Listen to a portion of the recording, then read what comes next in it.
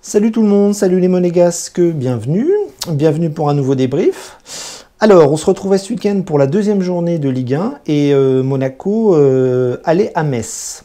Alors, c'était la deuxième journée, on avait fait match nul au premier match et on avait vu qu'on avait un petit peu galéré défensivement, on va dire, au début de Reims et qu'on avait bien réagi avec un Monaco qui avait plutôt poussé, qui avait plutôt bien réagi pour revenir au score.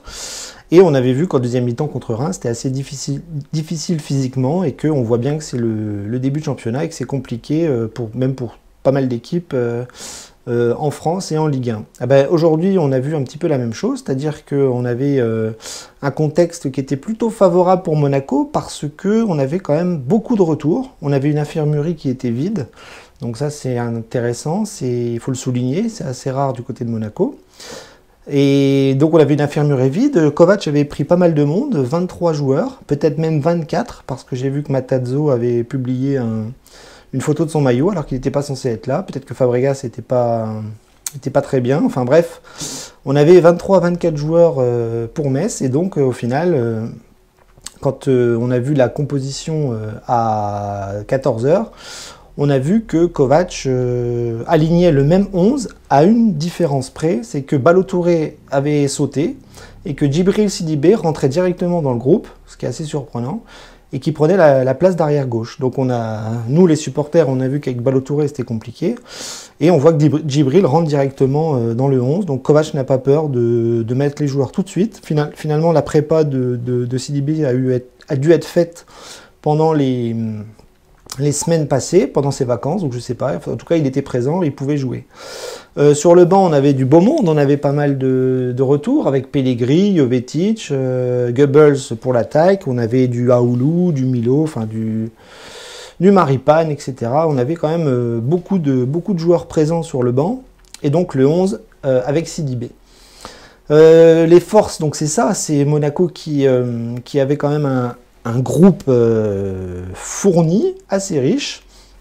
Et les faiblesses, j'ai envie de vous dire que c'était le début de saison. C'est très compliqué, on a du mal, on a du mal à trouver les automatismes, on a du mal physiquement, on a du mal à reprendre le rythme, les matchs, etc. Et c'est vraiment assez laborieux. Et on va voir que contre Metz, ça a été très laborieux et que voilà, on a galéré beaucoup. L'adversaire c'est Metz, c'est une équipe qui nous avait pas réussi l'année dernière. On avait pris le bouillon là-bas.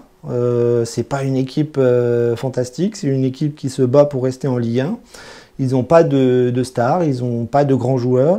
Voilà, c'est une petite équipe et Monaco se doit de s'imposer quand ça se déplace à Saint-Symphorien. Et donc voilà, donc tous les feux étaient au vert pour que ça se passe bien. Et on va voir que ça s'est pas si bien passé que ça. Alors, on va voir un petit peu l'avis général du match. Je vais dire un petit peu ce que j'en ai pensé. Et donc, le score, vous le connaissez. En fait, on a gagné. Voilà, on a gagné 1-0. Et on peut se dire, comme ça, vu le résultat, vu de loin que c'est un super résultat, c'est une victoire. Ça fait 4 points en 2 matchs. Mais si on parle un petit peu du contenu, on va voir que ça a été très compliqué. Ça a été beaucoup plus compliqué que contre Reims. Et on va voir que le match, ça a été comment je dirais, une purge. On peut appeler ça une purge? On peut appeler ça une purge. Donc voilà, on a gagné 1-0, but de Badiachil, ça a été le seul éclair de ce match. La première mi-temps, ça a été terrible. Je n'ai pas vu le Monaco que je voulais voir. J'ai vu des Monégasques faire tout de travers, donc des passes à l'adversaire, des fautes, incapable de produire du jeu. Défensivement, c'était la panique. Ben Yedder devant n'a pas touché un ballon. Gelson et Onyekuru, ça a été très compliqué de les trouver. Enfin bref, ça a été un 45 minutes absolument abominable. Et on n'a pas vu Monaco. C'est-à-dire qu'on s'est créé pratiquement aucune occasion. On s'est créé vraiment rien de concret. Mais sur un fait de match, sur un ballon presque un peu perdu sur un corner, je crois, ou un coup franc, je crois que c'était un corner. Un ballon qui revient un petit peu en retrait, Badiachil qui met une mine au fond des filets. Je ne sais même pas s'il a fait exprès. En tout cas, le ballon arrive, il frappe, il se dit hop, ça part où ça part. Et ça part au fond des filets. Et c'est un très très beau but. C'est son deuxième but en 2 matchs. Finalement, il va valoir peut-être beaucoup plus cher que prévu. Mais bon, c'est très bien pour lui, mais c'est pas son rôle de marquer des buts. Et on prend. On prend parce que ça nous donne la victoire. Donc la première mi-temps absolument abominable, il n'y a pas grand-chose à dire, on n'a rien fait, on a fait tout de travers. Et on avait les Messins qui essayaient péniblement de pousser, de faire du physique, parce que Metz ça a été que ça, c'était du physique, toujours par terre, toujours en train d'hurler, toujours en train de se rouler en boule pour réclamer une faute. Enfin, ça a été abominable. Et la deuxième mi-temps, eh bien, je disais, moi, chez moi, à la mi-temps, que si on continuait comme ça, on allait évidemment prendre un rouge. Eh bien, au bout de quelques secondes, au bout de quelques minutes de jeu en deuxième mi-temps, qu'est-ce qui s'est passé? Un rouge. Voilà. L'année dernière, on avait pris un rouge à Metz pour Aguilar. Et bien là, c'est Fofana qui prend un deuxième jaune et qui se fait expulser. Alors la faute, vous m'excuserez, mais prendre un rouge après une faute aussi anodine, excusez-moi, je vois 2 pieds qui vont sur le ballon. L'autre, le Messin, il hurle, il pleure. Carton jaune, et 2 jaunes, ça fait rouge. Voilà, Monaco réduit à 10. Donc là, je vous le dis, c'était déjà pas fameux en première mi-temps. Donc en deuxième mi-temps, j'ai vu ce que je devais voir, c'est-à-dire des Monégasques qui n'ont cessé de défendre. Ça a été tout pour la défense. On a joué en 4-4-1. Avec une défense et un milieu très très reculé. Et comme les Messins étaient absolument maladroits sur tout aussi, ils n'ont pas réussi à revenir. Et on a tenu jusqu'au bout. J'étais pas très inquiet à 10 contre 11 vu le niveau des Messins, enfin vu le niveau technique. Nous, notre niveau technique, il était absent aujourd'hui. C'est dommage, on a des joueurs qui sont quand même assez forts. Alors, on a quand même perdu sur ce match Golovin sur blessure. On a perdu Fofana sur carton rouge, donc l'équipe a été un peu remaniée, il y a eu 5 changements, on a vu Jovetic, on a vu Maripane, Aoulou, Goebbels, etc. Donc on a vu pas mal de monde, mais la deuxième mi-temps, c'était pas... Voilà, le gardien Messin n'a rien eu à faire et on a dû défendre comme on pouvait. Sur la fin, on a commencé à avoir une défense qui commençait un petit peu à être sereine sur des ballons aériens, mais globalement, ça a été la panique tout le match et on a beaucoup souffert.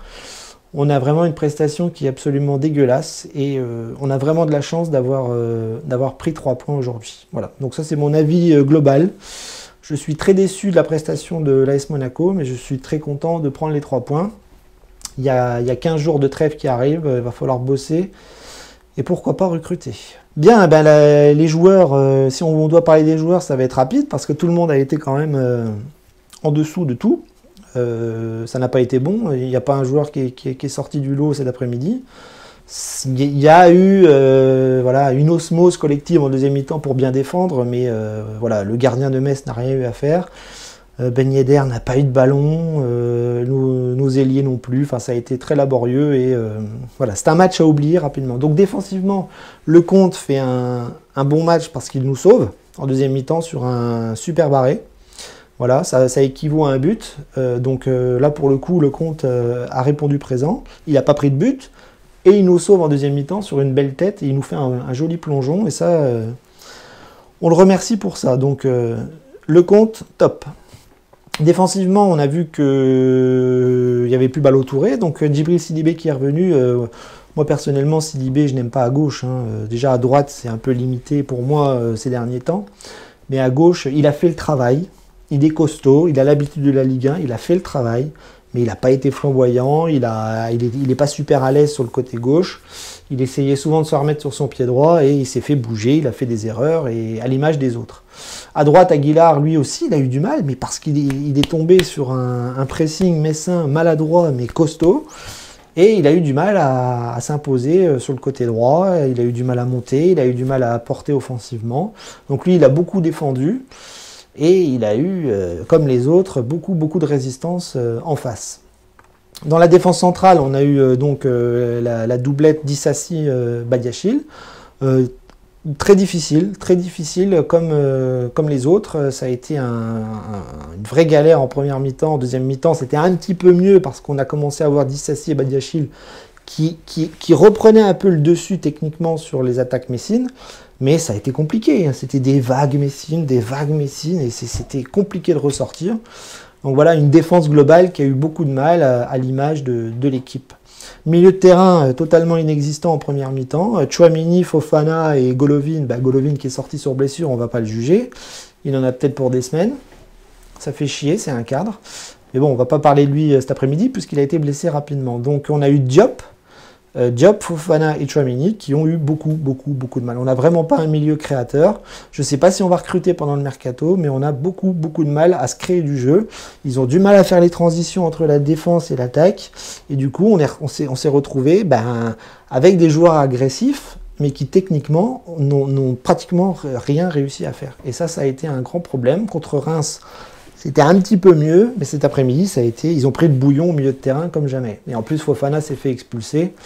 Et là, ça a été la goutte d'eau qui a fait déborder un vase bien plein aujourd'hui à Metz. Donc voilà, pas de milieu de terrain qui ressort pour moi. Et l'attaque, c'est pareil, sevré de ballon. Ben Yedder jouait très bas, il a dû beaucoup descendre, mais lui, dans ce système-là, il va se faire chier. Il va vraiment se faire chier si ça n'évolue pas, si ça recrute pas, et si ça ne transcende pas le jeu de Kovac qui pour l'instant ne se voit pas. L'agressivité a été complètement maladroite, voire inexistante dans les 10 premières minutes, et du coup, le style Kovac, là pour le coup, à Metz, on l'a absolument pas vu.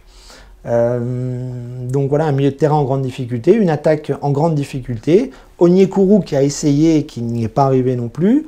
Gelson, pareil, ils se sont empilés sur une défense avec des ballons difficiles à recevoir. Quand il y avait des contre-attaques, ça essayait un petit peu de passer devant le défenseur, mais il y avait des fautes, des cartons. Ça, c'est la magie de la Ligue 1. Et c'est vraiment abominable, nous, en tant que spectateurs et en tant que supporters, de voir des matchs pareils. Voilà, une pluie de cartons, des fautes, des joueurs qui hurlent, qui crient. Et on se retrouve encore avec des expulsés, quoi. Dans les autres matchs en Ligue 1, c'est pareil, c'est des arbitres qui sont tout le temps en train de sortir le carton, tout le temps en train de siffler, et le jeu est super haché, c'est affreux.